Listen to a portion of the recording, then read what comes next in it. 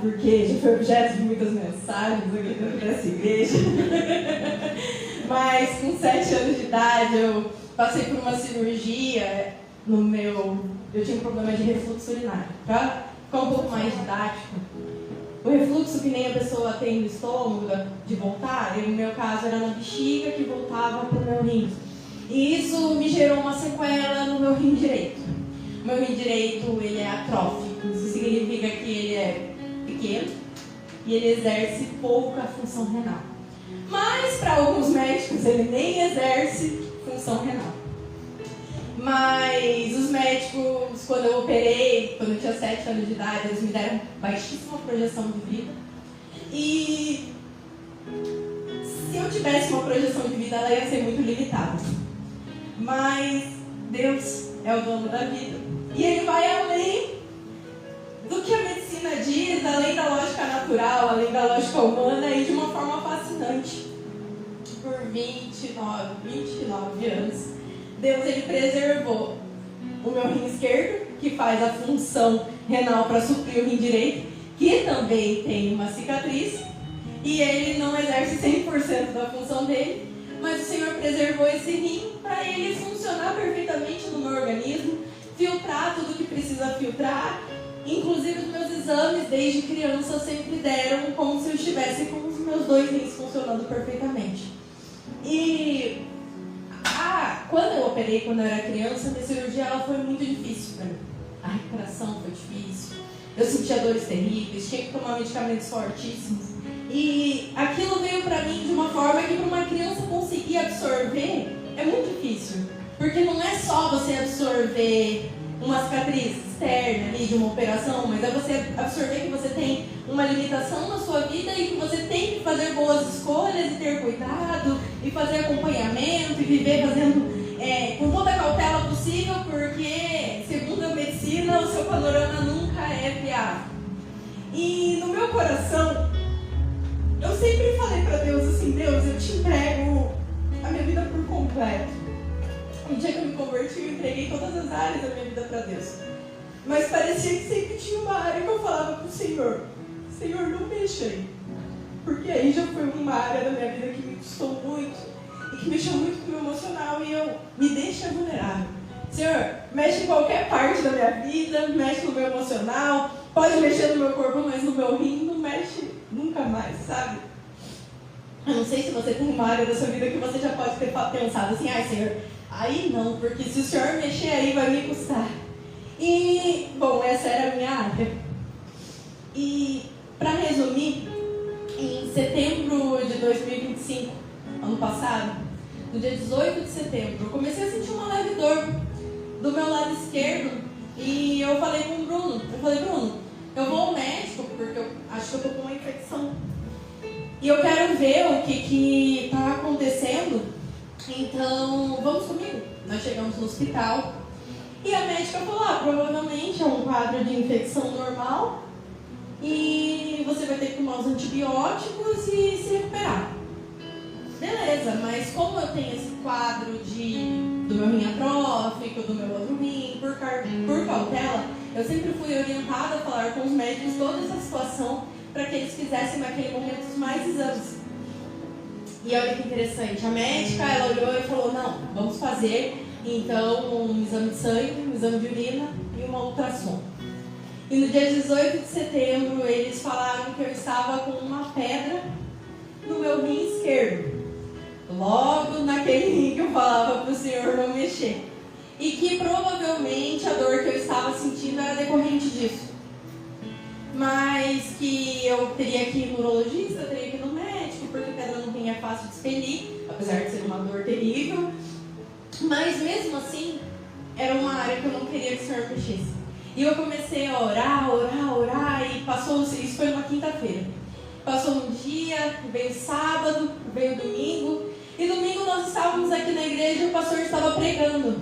E ele falou sobre aquela história da mulher que ela fala assim: Senhor, mas até os cachorrinhos comem da migalha que cai das mesas dos seus donos. E ele começou a falar a respeito de que muitas das vezes para a gente receber um milagre a gente precisa de uma migalha da parte do Senhor. E foi muito interessante porque eu não queria que o meu rim, eu não queria passar em nada com relação ao meu rim. E eu lembro que eu sentadinha ali, eu falei, Senhor, eu não preciso que o Senhor faça outro rim crescer. Eu não preciso que esse rim fique perfeito, eu não preciso de nada disso, eu só preciso de uma migalha. Falei, Senhor, faça com que essa pedra desapareça. E eu comecei a orar, Senhor, uma migalha, Senhor, faça com que essa pedra desapareça. E eu clamava a Deus, de repente o Espírito Santo me visitou aqui na igreja. E eu comecei a sentir as minhas costas queimarem. E elas queimavam. E eu falei assim, eu senti no meu coração que eu havia sido curado. E eu lembro que passou um dia, 2 dias, e aquele incômodo que eu estava sentindo decorrente da pedra desapareceu. Só que eu comecei a sentir uma dor diferente. Eu comecei a sentir uma dor nas costas. Então eu falei pro Bruno, meu ciático está atacado agora. Aí eu falei, pega um canela de velho e passa nas minhas costas, porque eu acho que eu estou encurtada. E o Bruno pegou, olha, não ajudou em nada. E massageava, não sei o que, nada de desencurtar. E eu sentindo dor, e eu falei, tem alguma coisa errada. E eu voltei de novo na médica, ela fez o exame de urina, deu perfeito. Eu fui no nefrologista, o nefrologista virou pra mim e falou, tá tudo perfeito, tudo que você quiser fazer, tua saúde tá intacta, tua pressão tá boa, tá tudo certo. O Bruno saiu pulando as ruas lá do centro, ele tá tudo certo, glória a Deus, você te curou, tá tudo certo. E eu falei, mas se Deus me curou, eu creio que Ele havia me curado da pedra no rim, mas eu sentia que havia alguma coisa a ser investigada. Eu falei, mas por que eu ainda estou sentindo esse incômodo? Por que ainda dói? E o Bruno, você tem que crer, você tem que confiar, sua nova vida, não sei o que. A gente foi tomar café porque ele queria celebrar, e eu falava, tem mais alguma coisa. E nós marcamos mais um especialista. Nunca fui em tanta consulta num curto período de tempo. E esse médico, ele era um urologista. E eu contei o histórico da minha infância, eu contei essa questão da pedra no rim, falei que eu queria que ela já tinha sumido e tudo, e ele falou assim, bom, se você não sentiu a pedra saindo, talvez ela ainda esteja lá, mas você falou que você está sentindo uma dor. Aí ele falou assim, eu quero examinar você. E na hora que ele me examinou, eu comecei a me contorcer, porque ele sabia o local exato onde apertar. Parece que é incrível, né? Eles têm o dom de apertar. Quando eles apertaram, já me encolhi. Ele falou assim, a infecção que você estava subiu pro seu rim. E na hora eu levei um susto, porque eu falei, Senhor, no rim não, por favor, Senhor. Logo no rim esquerdo, a infecção subiu. E ele falou, quando você foi fazer seu exame, eles pediram um antibiograma? Eu falei que não. Daí ele falou assim, então vamos repetir os exames, ver qual é o antibiótico que você pode tomar e voltar tudo novamente a fazer o tratamento. E ele falou assim, mas por via das dúvidas, vamos fazer uma tomografia, porque se tiver alguma pedra no seu rim, que ele acreditava que não era pedra, porque ela era relativamente grande, mas ele acreditava que tinha alguma pedra no canal que estava gerando essa dor, ela vai sair. E eu fui fazer a tomografia. E eu me lembro que, engraçado, assim, Deus dá a prova, mas cada um tem a sua personalidade. Em nenhum momento eu cogitei ser algo ruim na minha mente. E eu fiz tranquilamente, nunca tinha visto, olhei no ponto que não pode olhar dentro do raio-x, dentro do negócio. Daí eu fiquei lá dentro agoniada, porque é um tipo de máquina que te dá um certo tipo de agonia. E eu saí e eu falei, amém, vai sair o resultado, vamos ver que não tem pedra e vida que segue. De fato, a pedra que estava no meu rim, que era quase 1,7 milímetros, não, 1,7 centímetros, ela havia desaparecido, Deus havia me curado, mas apareceu uma outra coisa. Eu fui diagnosticada com um nódulo no meu rim esquerdo de 2,7 centímetros, quase 3 centímetros. E na hora que eu vi isso, eu fiquei apavorada. Eu falei, Senhor, e agora? O que eu vou fazer? E eu lembro que imediatamente o Bruno marcou uma consulta, eu voltei no médico, e eu já joguei no ChatGPT, joguei no Google, fiz uma consulta prévia em todos os setores disponíveis, e tudo dizia que era algo tranquilo. Então eu falei, deve ser algo tranquilo, vamos ir lá, confiante e descansando no Senhor. Nós fizemos o encaixe. Quando chegamos lá, o médico virou e falou: olha, esse nódulo está dizendo no diagnóstico que ele precisa de investigação com contraste. E como você tem o seu rim atrófico, você não pode fazer tomografia com contraste. Então eu vou te passar um exame mais brando para você verificar o que é, para a gente dar sequência no seu tratamento. Aí ele virou e falou assim: mas não fica pesquisando. Eu falei: não, mas eu vi na internet, aparentemente é tranquilo dele. Ele falou assim: eu acho que é um cisto. Aí eu falei: é um cisto. Vim para a igreja, cantei nos jovens, fizemos a célula, passou o final de semana, é só um cisto. Vivi minha vida normalmente. Chegou o dia de fazer o exame. Eu fiz todo o exame normal e saí de lá. A enfermeira virou pra mim e falou assim: você tá fazendo exame pré-operatório? Aí eu olhei e falei: não. Ele falou pra mim só que era pra vir aqui fazer o exame, porque eu tenho que ver como que tá a minha situação, mas não é nada de pré-operatório não. Aí ela virou pra mim, assim, fez uma cara e ela falou: melhoras. Amém, querido, Deus abençoe você. Saí, sem nem me ligar do que havia acontecido. Fui tomar um café, na paz do Senhor, com o Bruno. Cheguei no serviço e nada de sair sem resultado. 1 dia, 2 dias, 3 dias. Chegou a atrasar o resultado do exame e aquilo começou a me trazer angústia. Aí eu virei pro Bruno e falei: tenta ver se você consegue o resultado. E quando saiu, o resultado não era favorável. E aquilo me desesperou. E esse dia foi o dia 23 de outubro de 2025. Foi o dia em que minha vida mudou de forma abrupta, sinceramente. Eu lembro que o Bruno, ele já tentou um encaixe de forma urgente. A gente não conseguia pelo plano, nós mandamos. E eu falei: Senhor, se for algo muito grave como eu estou pensando, eu vou mandar o resultado pro WhatsApp do médico. O médico vai querer me atender prontamente. E foi o que aconteceu. Ele falou: Sara, venha imediatamente porque eu vou atender você no hospital. E nós estávamos cheios de sonhos, com muitos projetos de crescimento.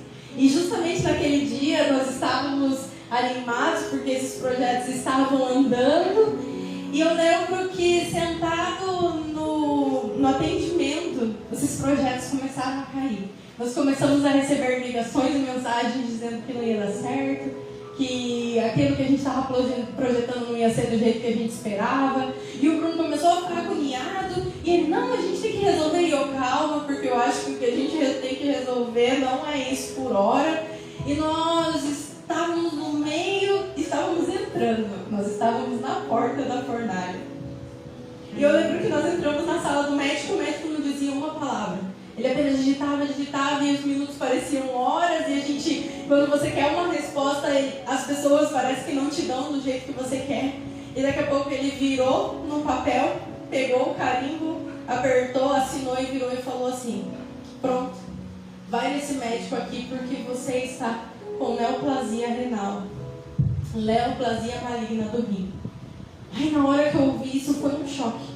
Eu virei e falei assim: doutor, eu estou com câncer. Ele olhou e falou: sim, você está com câncer no rim. E eu ouvi essas palavras, é como se o chão caísse. Porque quando você está cheio de expectativas, vivendo com sonhos e projetos, ainda mais no começo do casamento, com tanta coisa para viver, você ouvir um diagnóstico desse é como se você estivesse ouvindo um pause no meio de uma música, parasse tudo e você falasse: e agora? O que vai ser?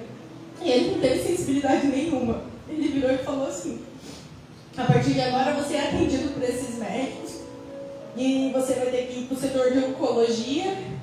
E eu olhei e falei: não, mas espera aí, como que isso surgiu? O que aconteceu comigo? Porque eu sempre fiz os exames de acompanhamento anual para ver como é que estava, por que nunca apareceu? E ele falou assim: eu não vou te falar nada do que você tem, não, porque você vai ser tratado por eles. E eu falei: e o que vai acontecer comigo? E eu lembro que as palavras que ele disse para mim vieram como uma sentença. Ele disse: bom, você só tem um rim, que é o seu rim esquerdo, porque o seu rim direito morreu. Foi a primeira sentença que eu recebi. Segunda sentença: e esse nódulo, ele está no seu rim e vai ter que ser feita a remoção dele. E o máximo que pode acontecer é você perder o seu rim. Segunda sentença. Viver de hemodiálise. Terceira sentença. Ficar na fila de um transplante renal. Quarta sentença. mas fique tranquila, você é jovem, você tem 29 anos, você vai sobreviver. Não tem como ficar tranquila ouvindo uma coisa dessa. E eu lembro que nós saímos sem respostas. E nós perguntávamos e ele não trazia nenhum conforto para o nosso coração. E eu perguntei, mas doutor, eu vou voltar em você para a gente ser atendido de novo? Ele falou, não, seu caso é oncológico. Me encaminhou para fazer tratamento no Erasto. E disse que a partir de agora eu não precisava mais voltar. Isso foi numa quinta-feira. Dia 23 de outubro seria o dia do aniversário do meu avô, véspera do aniversário do meu pai. E eu lembro que eram 3, 4 da tarde. Nós saímos do hospital e fomos pro carro e só sabíamos chorar. E eu lembro que o Bruno pegou na minha mão e ele começou a chorar. E ele falava, Senhor, cura minha esposa, Senhor, faz a obra. E eu olhava para a situação e eu me sentia tão impotente. Porque eu, por mim mesma, se eu pudesse tirar, eu tiraria, mas eu não, por mim mesma, era ninguém, quem sou eu? E eu lembro que eu só falava assim, Senhor, eu sou pó. Eu sou pó, eu não sou nada, mas o Senhor é tudo na minha vida. E se as suas promessas ainda estiverem de pé na minha vida, por favor, faça um milagre. E nós não conseguíamos assimilar, parece que o desespero tomou conta do carro, e mesmo nós orando sozinhos, eu falava, como que eu vou contar isso para os meus pais, como que eu vou contar isso para a nossa família, como que a gente vai fazer? E eu lembro que nós ligamos para a irmã Carla, lá do Rio de Janeiro. Tadinha, ela foi a primeira ali no contexto, porque eu precisava saber um conselho. Não era nem um conselho de como ficar livre ou de nada disso. Eu só queria saber como que eu ia contar isso. Porque ninguém quer contar esse diagnóstico pra ninguém. E eu lembro que eu falei, Carlinha, o que eu faço? E ela não sabia o que dizer, ela olhava pra gente em choque, tanto quanto a gente, nós chorando aflitos. E ela falou assim, vamos orar. E ela começou a orar a Deus para que Deus nos desse uma estratégia. E quando ela terminou a oração, ela virou para a câmera do celular e ela falou uma palavra. E essa palavra foi a palavra que queimou no nosso coração e nos deu força para viver todo esse processo. Ela disse assim, sabe, Abraão creu que das cinzas Deus era poderoso para fazer com que o seu filho tornasse a viver. E aquilo ficou gravado no meu coração. Das cinzas Deus pode fazer surgir. Das cinzas Deus pode fazer acontecer. E eu comecei a falar, Deus vai fazer alguma coisa, Deus vai fazer alguma coisa. E o Espírito Santo de Deus foi nos trazendo tranquilidade. Sabe, é maravilhoso servir ao Senhor, porque nós não estamos livres de passar por dificuldades. Mas a paz de Deus, que excede todo entendimento, ela está conosco no meio das adversidades. É incrível, nós estávamos caminhando cada vez mais para dentro da fornalha, sem respostas, sem sermos culpados por algo, porque foi algo totalmente repentino em nossas vidas, mas o Senhor Jesus trazia paz no nosso coração. E eu lembro que eu virei pro Bruno, após nós conversarmos com ele, eu falei assim, Senhor, Bruno, é ótimo. Bruno, nós vamos ouvir um outro diagnóstico. Nós não vamos aceitar apenas essa sentença desse médico. Vamos ouvir outras vozes, aquilo que outros médicos entendem a respeito dessa situação. E nós criamos coragem, fomos para casa, contamos para os nossos pais, contei para os meus pais, depois contamos para os meus sogros e pedimos oração e nos grudamos em Deus. Falamos, no outro dia nós vamos no médico. E a minha oração era essa: Senhor, eu não preciso que o Senhor tire esse nódulo de mim, mas se o Senhor quiser curar, eu recebo esse milagre. Mas se for da sua vontade que eu passe pela mão da medicina, eu peço que o Senhor vá direcionando todo esse processo. Mas uma coisa é certa, no meio desse processo nós precisamos começar a ouvir vozes de esperança. Porque os pensamentos e todas as vezes que nós conversávamos vinham as sentenças daquilo que o médico tinha falado para nós. E eu não queria contar na véspera do aniversário do meu pai, porque não é fácil. você chegar e desabafar. Mas pela graça de Deus, nós nos unimos em oração. E no dia 24 de outubro, eu fui numa consulta com o Dr. Bruno Bramila. E eu não esperava que ele fosse dizer: Sara, você não tem câncer. Sara, sua vida está mil maravilhas. Eu não esperava isso. E ele não fez isso, de fato. Ele disse que o diagnóstico era câncer renal. Mas ele trouxe uma chama de esperança. Eu não precisaria fazer quimioterapia, radioterapia. Mas pela graça de Deus, o câncer ele estava em estágio inicial. E que eu precisaria apenas fazer um procedimento cirúrgico.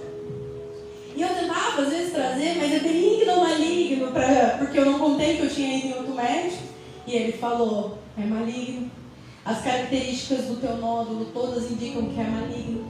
Ele é estrelado, ele é sólido. Quando o contraste ele entra e nós fazemos um movimento dentro da ressonância magnética, ele se ilumina, como se ele estivesse dizendo: eu estou aqui, e é assim que um câncer se comporta. Ele falou: mas fique tranquilo. E Deus usou a vida dele naquele momento. Ele virou e falou assim: sabe esse processo que você está entrando agora? Não pare de viver, comece a louvar, porque é o louvor que vai fazer diferença. E é tão difícil louvar quando as circunstâncias elas perdem o controle da nossa vida. Mas naquele intervalo de tempo, nós ouvindo músicas no Spotify, nós escutamos uma música, e essa música era a música daquilo que nós estávamos passando. E o interessante é que todos os dias nós colocávamos essa música no carro e louvávamos indo para o serviço e voltando. E o louvor era assim: por isso eu canto, e Deus vai me curando das feridas, até o sofrimento Ele usa em meu favor, a dor produz em nós peso de glória.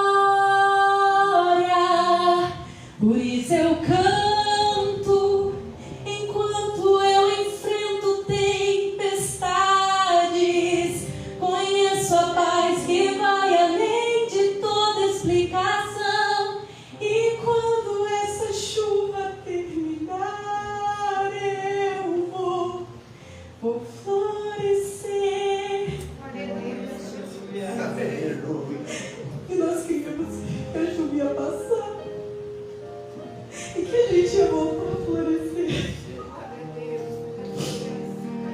Aleluia. E sabe, nós não tínhamos saída, nós não tínhamos como escapar e sair desse processo, porque Deus estava empurrando a gente à força para passar, porque eu ainda pensava assim: mas eu não tenho que operar. E nós íamos médicos e médicos, e eles falavam: mas uma coisa é certa, você tem que operar, você tem que fazer. E um dia eu estava sentado e eles deram duas opções de tratamento. Uma era injetando um raio, radioablação. Eles injetariam um raio no tumor para preservar o meu rim, e eu não perder esse rim. E eles matariam o câncer dentro de mim. E eu ficaria com um tumor lá dentro, só que morto. E tinha a segunda opção, que era a cirurgia. E o Bruno falou que era muito mais seguro para mim, e o meu pai também começava mais inclinado para essa parte técnica, porque vocês não sabem, mas a nossa família ela tem pós-graduação em Grey's Anatomy, Google, ChatGPT, então nós somos um pouco médicos, sabe? Então eles viram vídeos no YouTube de todas as formas de cirurgia possível. Fica tranquila, filha, tranquila. Só vai jogar um raio dentro de você 2 horas, todo dia você já está no serviço, acabou. Problema resolvido. E na minha cabeça não era assim. Porque pra mim só funciona se remover. Deixar o negócio dentro de você morto e dizer que vai dar certo, pra mim não é. Pra mim é que a situação tá pior do que a gente imagina e eles não conseguem nem remover. De tão feio que tá a situação, eles só vão dar um choquezinho e esperar ali pra ver o que vai dar, sabe? E eu lembro que eu tava sentada no meu serviço e eu falei assim: Senhor, o que o Senhor quer fazer comigo? Eu falei assim: qual que é o procedimento que o Senhor quer? E eu não falo isso, irmãos, como se fosse algo frequente. porque não acontece com frequência. Seria muito fácil na minha vida se acontecesse com frequência, mas esporadicamente o Espírito Santo, ele se manifesta de formas que eu consigo ouvir aquilo que ele tem para mim. E eu estava no serviço e todo mundo falando muito ao redor, e eu lembro que eu ouvi assim, cirurgia robótica. E eu olhei para os lados e o pessoal continuou, todo mundo no seu ritmo. E eu falei assim, Senhor, cirurgia robótica? De novo, cirurgia robótica. E eu falei, mas em que momento, Senhor? E de novo veio uma voz, o tempo é agora. E eu falei, Bruno, Deus falou comigo, eu vou operar, vai ser por cirurgia robótica e vai ser agora. Aí o Bruno, não, vamos fazer uma consulta para ver se é radioablação, vamos ver com o que está acontecendo. E eu falei, mas Deus já falou comigo, é cirurgia robótica. E nós fomos para a consulta e eu falei, Senhor, nós precisamos ter certeza disso. E o médico começou a explicar para a gente na consulta 9 da noite, nós fizemos uma consulta com o médico, e ele explicando todo o meu quadro clínico, diagnóstico de câncer, renal, em estágio inicial, que era possível ser feito por meio cirúrgico, mas ele disse que eu não era uma paciente indicada para fazer a radioablação. Porque daí tem mais um ponto.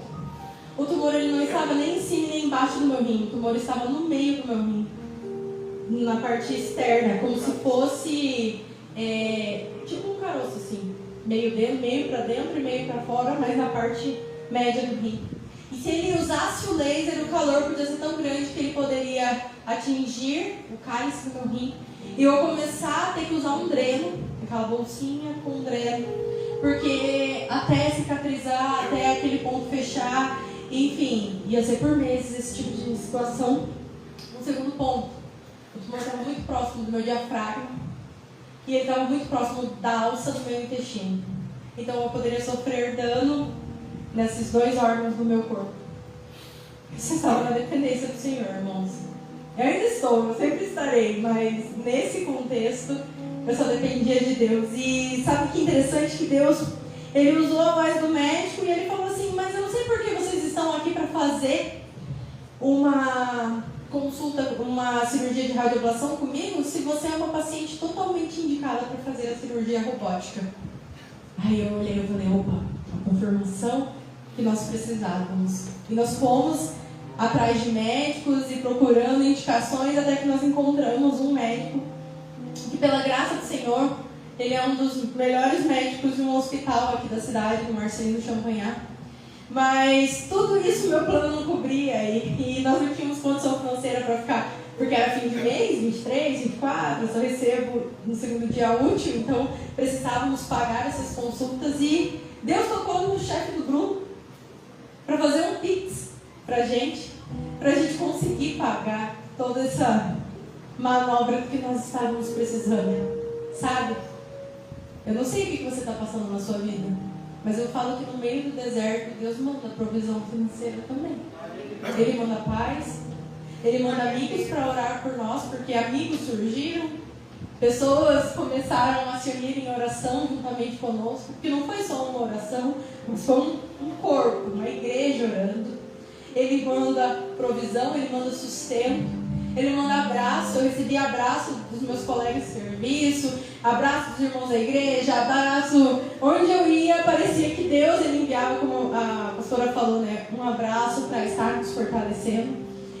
E nós fomos numa consulta e esse médico falou pra gente que era um procedimento, explicou como funcionava a cirurgia robótica, como que ela seria feita. Já praticamente nos encaminhou para isso, mas o meu plano de saúde não cobria. E eu teria que arcar ela de forma particular. E ela não era um valor acessível. Oi? Tranquilo, né? Era um valor de mais de 40 mil reais. Tinha lugares que era 65. E, enfim, eram valores absurdos. E nós não tínhamos recursos. Deus falou que o tempo é agora. E como que nós vamos fazer? Sabe? Deus começou a nos enviar recursos. Deus enviou de clientes que nós precisávamos, que iam pagar, que não iam fazer com a gente naquele momento, iam deixar para fazer em janeiro, e eles ligavam para o Bruno e falaram, não, a gente precisa antecipar, a gente precisa fazer agora. Deus usou a vida também dos meus pais para estar contribuindo, e tudo foi cooperando e nós conseguimos o valor da cirurgia. Mais um milagre que parecia impossível para nós em tão pouco tempo, né? E no dia 25 de novembro, pela graça de Deus, nós fizemos a cirurgia. Mas eu quero falar, o testemunho começa na verdade agora. Todos os dias, desde o dia que nós recebemos o diagnóstico, nós acordávamos e orávamos. Eu e o Bruno, nossa família. E eu colocava as mãos e eu fazia alguns pedidos para Deus. Eu falava, Senhor, falaram que eu tenho risco de usar a bolsinha, então que não tenha nenhuma intercorrência na cirurgia, que não atinja o cálice do meu rim, que a minha função fique preservada, porque muitos falavam que eu ia perder cerca de 40% da remoção. Então, daquilo que já funcionava, os 80%, eu ia perder 40% de 80%. Então, eu ia ficar com quase um quadro de insuficiência renal. E, além disso, nós pedíamos a Deus algo um tanto quanto ousado. Porque o médico da radioablação, ele falou assim, ele foi o único médico. Perguntava, mas o senhor acha que é o quê? Benigno ou maligno?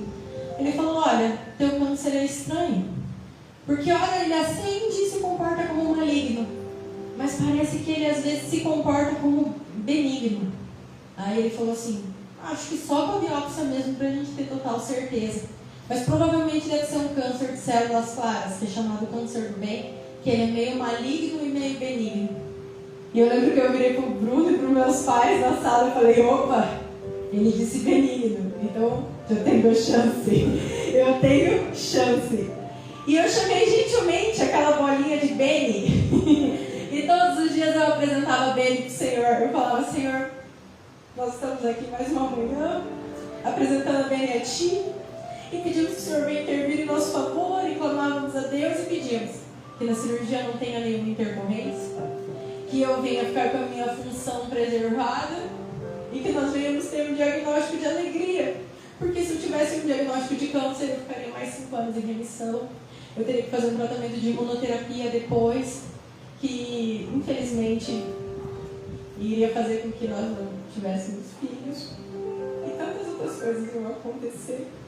E ele falou, não, mas você congela seus óvulos e tá tudo certo, mas não era isso, né? Eu falei, eu não posso decidir a vontade de Deus, mas o que eu posso fazer é me envolver em oração. E, irmãos, se vocês precisam de um milagre, não sejam aqueles que jogam a cartela no lixo e falam, Deus me curou, eu não vou no médico e eu não vou atrás. Não, tenham uma fé que é inteligente. Uma fé que ora, mas ao mesmo tempo se move, que é sensível ao Senhor. E nós fizemos a cirurgia, pela graça do Senhor, sem nenhuma intercorrência. Nenhuma gota de sangue foi derramada, pela graça do Senhor. O tumor foi removido 100%, pela graça do Senhor. O médico desceu para contar para o meu pai e para o Bruno, porque eles estavam lá no centro cirúrgico, e ele falou, o tumor foi 100% removido, e falou, agora só tem que aguardar o resultado da biópsia. Não atingiu o cálice do meu rim, então eu não precisei usar a bolsinha. E algo que nós pedimos para Deus aconteceu.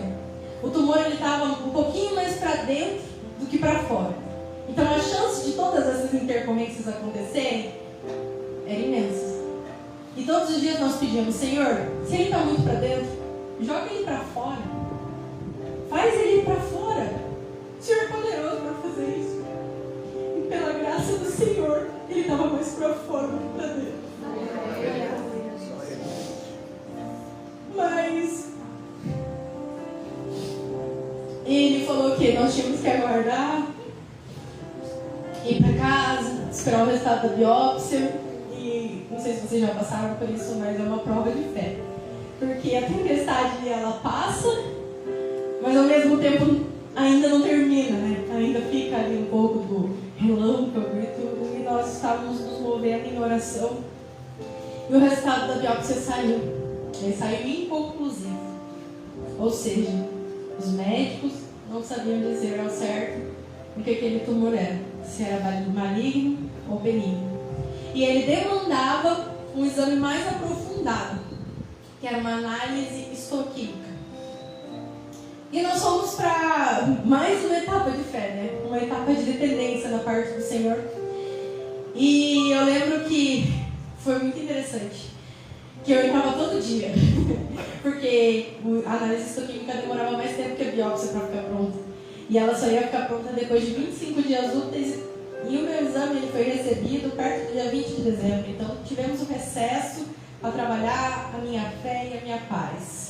Eu todos os dias entrava no negócio e não saía o resultado, todos os dias atrás da resposta, porque ao mesmo tempo que fala assim, mas eu já removi e acabou, ele não termina até você saber efetivamente o que se tem. E nós passamos o fim de ano, começamos o ano, e o resultado não saiu no dia 1º, no dia 2º, no dia 3, eu já estava voltando a trabalhar. E o resultado saiu exatamente no dia em que eu sentei no escritório para trabalhar. E sabe o que é interessante? É que eu não conto essa história como um resultado de superação ou como algo que nós fizemos e nos movemos. Porque quem me operou, claro que foi uma mão humana, uma mão de médico, mas não foi ele que mudou meu diagnóstico, foi o próprio Deus. Eu não conto nada disso para dizer assim que foi a nossa oração, o nosso mover, porque quem somos nós perante a mão do Senhor? Mas uma coisa é certa, a palavra do Senhor diz que nós, quando nós serviríamos a Ele nos tornaríamos testemunhas. Sabe aquele cego que foi curado e ele se apresentou ao sacerdote, ele falou assim, bom, uma coisa eu sei, que eu era cego e agora eu vejo. Deus muitas vezes coloca na nossa vida marcas, para que a gente olhe e a gente fale, olha, eu não sei te contar tudo o que aconteceu, mas uma coisa é certa, eu estou aqui como prova viva para dizer para você que o nosso Deus faz milagres. E o que falaram aqui é uma verdade, Deus nos permitiu passar pelo fogo. Nós sentimos o calor do fogo. Nós sentimos a brasa, parecia que ia acabar, assim, com as nossas forças. Mas o Senhor foi a nossa força. E em nenhum momento nós murmuramos, porque quantas vezes, né, nós passamos por dificuldade, nós olhamos sem expectativa e murmuramos e não entendemos, mas pelo contrário, nós nos rendemos ao processo de Deus e Ele foi a nossa força, Ele foi o nosso escudo, Ele foi a nossa fortaleza quando tudo parecia dar errado. E esse culto de ação de graças está acontecendo hoje aqui para dizer para você, o nosso Deus, em 2025, 2026, Ele continua fazendo um milagre, Ele continua parando para ouvir as nossas orações. E para aqueles que não sabem o resultado da biópsia, nós deixamos de contar porque nós queremos contar neste culto. O Senhor não fez só um milagre de puxar para fora o tumor, mas Ele transformou esse tumor, esse câncer, num tumor benigno.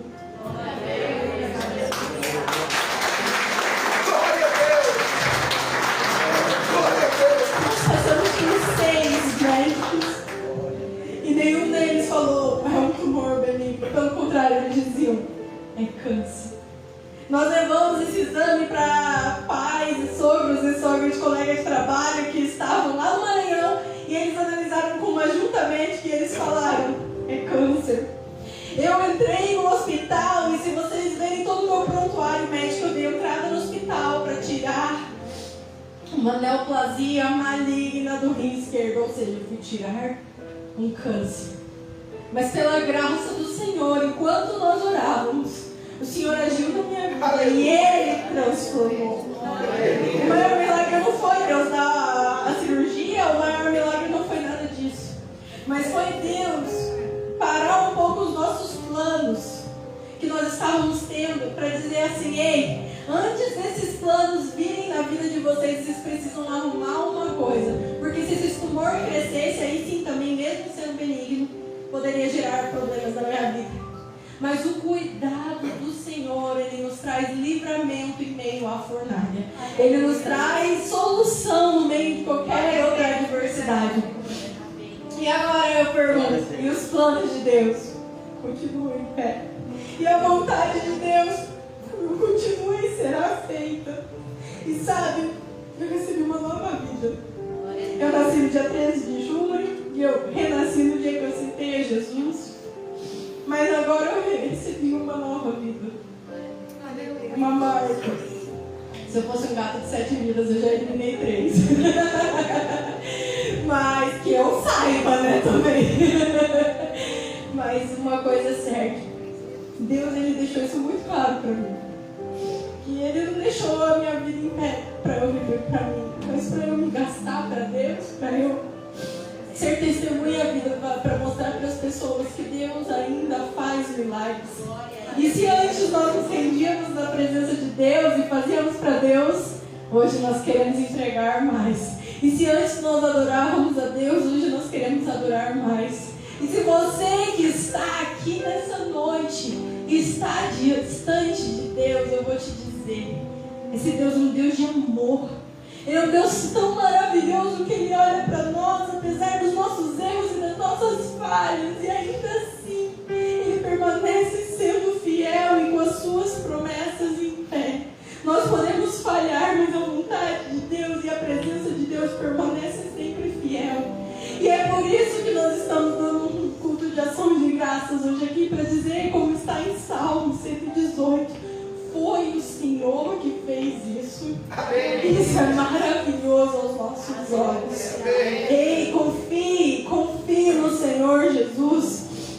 Descanse no Senhor Jesus, porque assim como Ele cuidou da minha vida, Ele também está cuidando da sua casa, da sua família, e Ele vai transformar toda e qualquer situação. Amém? Amém. Agora vou chamar o pastor.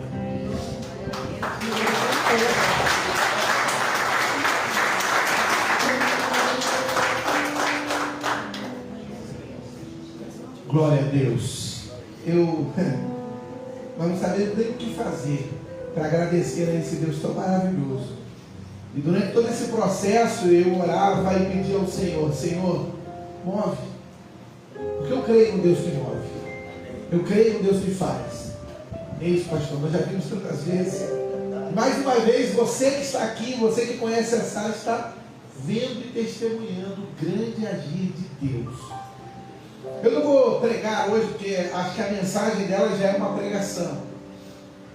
Mas a Bíblia diz que certa vez Jesus foi lá em Betânia e ele, quando passava por lá, ele dormia e jantava na casa do seu amigo Lázaro. A palavra do Senhor diz lá em João capítulo 11 que certa vez Lázaro ficou doente. Diga comigo, doente. Ele ficou muito doente. E as suas irmãs, Marta e Maria, ao ver que ele estava doente, mandaram dizer para Jesus: o teu amigo Lázaro está doente. Jesus poderia ter vindo na hora, ele poderia ter acelerado o passo, porque aonde Jesus passava e onde ele passa até hoje acontecem milagres. Olha que interessante.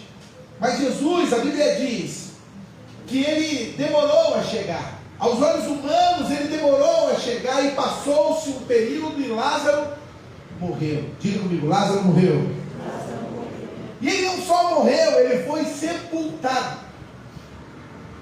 Depois de 4 dias que ele estava no sepulcro, Jesus aparece. Hebreus capítulo 11, verso 1 diz: a fé é o firme fundamento das coisas que se esperam e a prova das que não se veem. A palavra fé é tão tremenda que, se você olhar tanto no Novo Testamento como no Velho Testamento, eu gosto muito de falar essa palavra no Velho Testamento, emuná, em hebraico, que significa algo que se move sem que eu possa ver, algo sobrenatural que age sem que eu possa segurar. Simplesmente eu creio. Isso é fé. Mas no Novo Testamento, quando Paulo, quando Pedro, quando João foram escrever a palavra do Senhor em Hebreus, o autor que ninguém conhece, ninguém sabe, mas para mim foi Paulo, ele usou a palavra pistis, que significa algo que é colocado no nosso coração, que nos dá a certeza da vitória. Eu não posso ver, mas eu sinto nas minhas mãos. Sabe, meu querido, quando Jesus chega lá em Betânia, Lázaro já estava sepultado há 4 dias. e acontecem algumas manifestações de fé. A primeira fé, a fé de Marta. Diga comigo, fé racional. A fé circunstancial. Porque ela diz, Senhor, ela se joga, vai até Jesus, Senhor, se o Senhor estivesse aqui, o meu irmão não teria morrido. A fé que olha para o passado, Deus, se o Senhor tivesse agido na minha causa, naquela hora, eu não estaria vivendo o que eu estou vivendo hoje. A fé é que nós temos das circunstâncias. Se o Senhor tivesse operado naquele momento, eu não passaria pelo que eu passo hoje, eu não teria vivido aquilo que eu vivi. A fé circunstancial, a fé que olha para o momento, que olha para o passado.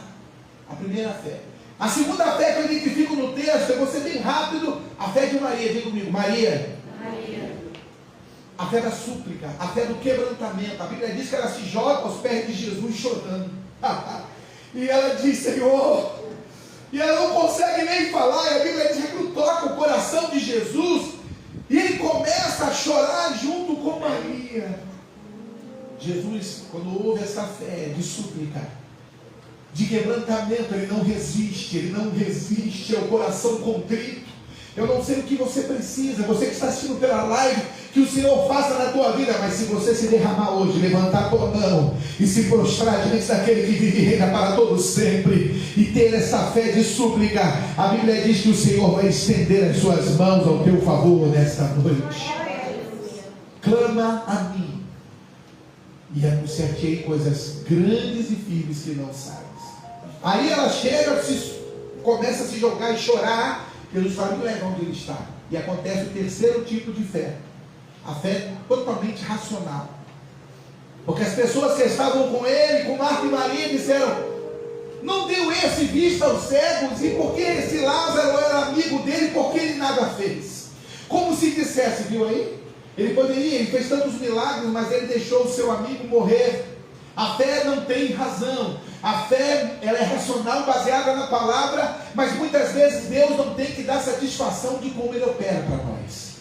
Ele faz milagre onde não há milagre, Ele abre porta onde não há porta, Ele cura, Ele transforma o resultado de um diagnóstico negativo em algo positivo, Ele cura, Ele transforma um casamento quebrado num casamento de pé, onde a presença dele é real. Ele tira uma pessoa que está presa no vício e transforma ela e muda o caráter dela, a ponto dela ser, quem sabe, um ministro do Evangelho. Esse é o Deus que nós cremos, aleluia. A razão, não tente entender com a razão, simplesmente entregue o teu coração, entregue essa fé sobrenatural nas mãos dele, e ele vai fazer na tua vida. Aí Jesus chega lá, nem deu bola para eles, porque Jesus não dá bola para a fé racional. Diga comigo, Jesus não dá bola para a fé racional. E aqui eu já vou terminar. Ele chega para os homens que estão acompanhando ele na porta do sepulcro e ele fala assim: tirai a pedra. Diga comigo, tirai a pedra. Aí as irmãs de Lázaro falam: mas Senhor, já fazem 4 dias que ele morreu. Já fazem 4 dias. Diga comigo, a fé em obediência. Para que aconteça o milagre, nós temos que obedecer a Deus. Nós temos que seguir a Deus. Abraão, Gênesis capítulo 12, ele deixa Ur dos Caldeus, ele vai andando pelo deserto sem filho nem nada, para uma terra que ele não conhecia, mas ele sabia que era o Senhor que estava enviando a ele e que faria dele uma grande nação. Quem sabe ele chegou para o seu pai Terá e falou: olha pai, eu vou sair, Deus falou para deixar todo mundo, mas eu vou levar o senhor, que o senhor já é idoso, eu vou levar meu sobrinho Ló, mas ele disse: eu vou obedecer, porque aquele que mandou eu ir disse que vai estar comigo e vai me prosperar onde colocar os meus pés. Aleluia. A fé que obedece é a fé que gera milagres. A fé que obedece é a fé que abre o sobrenatural. A fé que obedece é a fé que faz maravilhas. Diga comigo, a fé que obedece. Deus procura a fé que obedece. Será que hoje ele encontra aqui a fé que obedece aqui nessa noite? Será que ele encontra em você a fé de obediência? E aqui eu vou terminar essa palavra com o último tipo de fé: a fé que se move no sobrenatural. Jesus chega diante do sepulcro, a pedra está retirada. Para que você entenda quantos dias que Lázaro estava lá, diga comigo: 4 dias. Em 4 dias, uma pessoa depois que morre, o cérebro dela já dissolve dentro dela. O coração, os rins, o fígado dissolve. Sabia disso? Acontece um processo interno no cadáver em que todos os órgãos vitais dele já são consumidos.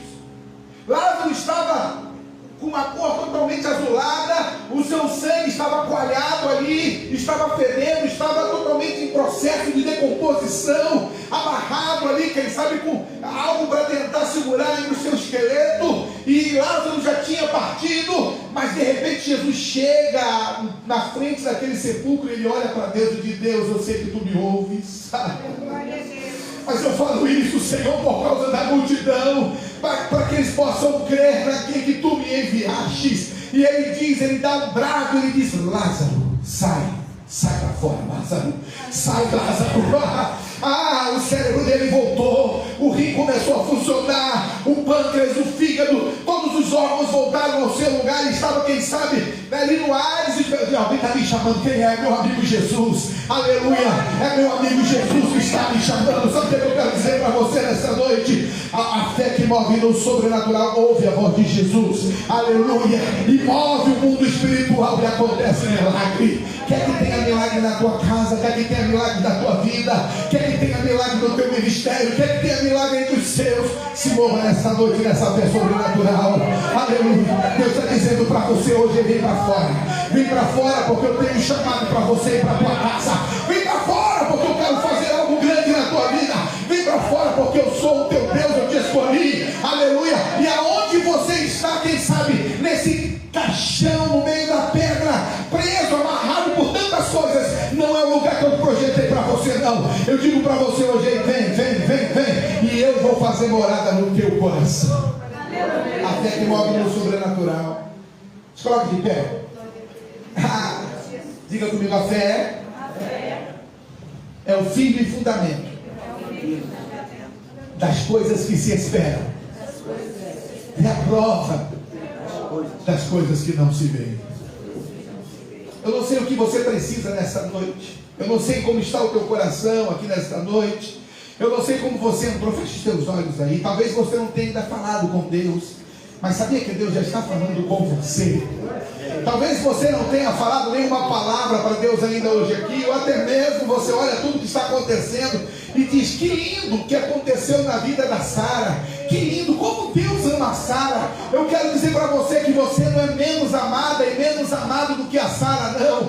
Deus não tem filhos prediletos, Deus ama você da mesma intensidade, Deus ama todos que aqui estão da mesma maneira. Deus ama você como ama a Sara. Jesus veio para morrer pela Sara e para morrer por você, e nessa noite Ele enxerga o teu coração aqui neste lugar. Ele conhece a tua vida, Ele sabe aquilo que você está passando aqui nesta noite, e Ele tem algo a derramar sobre a tua vida aqui neste lugar. Eu não vou chamar você para vir aqui na frente, não, porque eu acredito que a conversão é algo interno, é interior. Ela vem dentro de nós, ela salta para fora em vida eterna. Talvez você não tenha forças para vir, ou até mesmo força para caminhar, e você já prometeu tantas vezes: eu vou voltar, Deus, eu vou voltar para a tua presença, Deus. Eu sinto saudade quando eu tocava na tua casa, eu sinto saudade quando eu sentia a tua presença, eu sinto saudade. Eu quero dizer para você: Jesus nunca deixou você só, aleluia. A fé sobrenatural está aqui. A palavra de Deus é vida, é alimento, é força, é vigor, e ela tem poder para libertar a tua vida nesta noite. E hoje eu quero te oferecer isso para você, que você faça uma oração comigo, que você busque o Senhor comigo, e que você entenda que o Senhor está no controle da tua história. Dá um tom maior para mim, meu querido. Quero voltar ao início de tudo, encontrar-me contigo, Senhor. Quero rever meus conceitos, valores, Senhor. Eu quero reconstruir,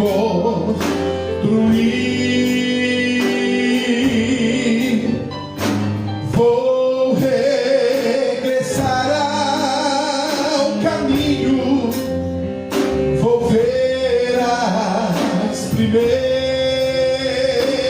obras, Senhor. Eu me arrependo,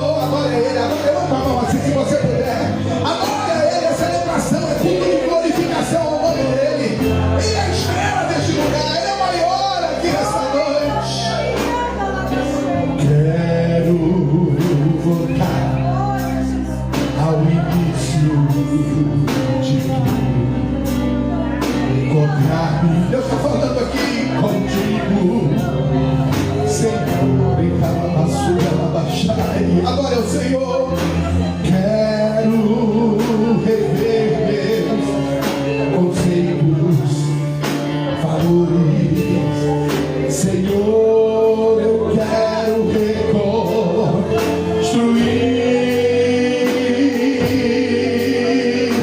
Vou regressar ao caminho, vou ver as primeiras obras, Senhor. Eu me arrependo, Senhor.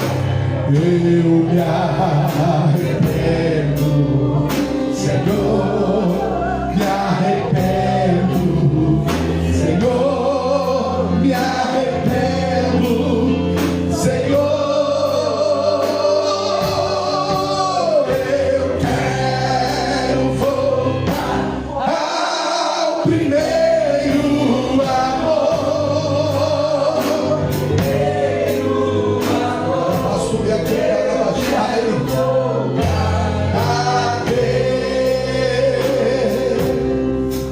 Eu quero voltar ao primeiro amor, ao primeiro amor.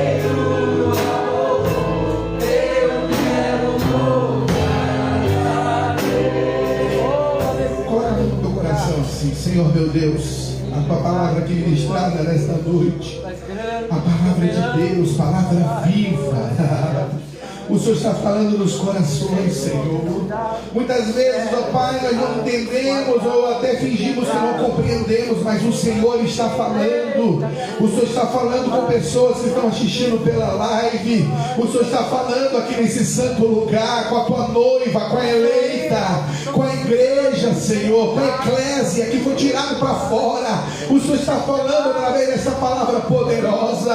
Meu Deus, em nome de Jesus, ó Pai, venha restaurar aquele que está caído, venha dar força, Senhor, venha libertar aquele que precisa ser liberto. E nós queremos declarar em nome de Jesus, se alguém aqui está enfermo, que haja cura, que haja cura. Se tem alguém na live assistindo essa pregação que está enfermo, Senhor, tu és o mesmo ontem, hoje e o será eternamente.